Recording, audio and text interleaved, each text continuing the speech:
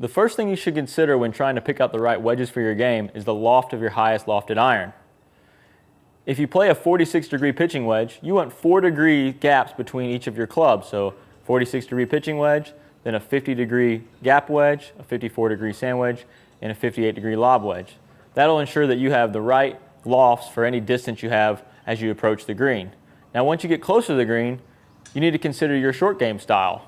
So let's take two 54-degree wedges as an example. So these are two Titleist Vokey wedges with different grinds and different bounces.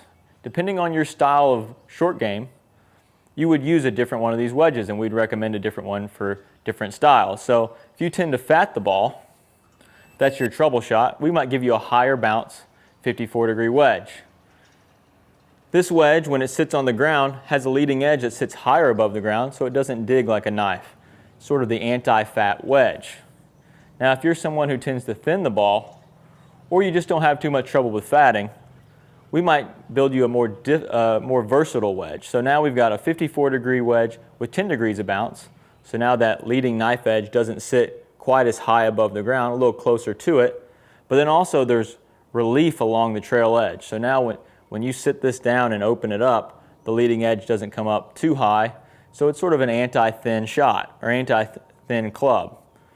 So depending on your short game style, different wedges would work best for you, and it's important to find the right wedge so that you don't mess up those shots around the green.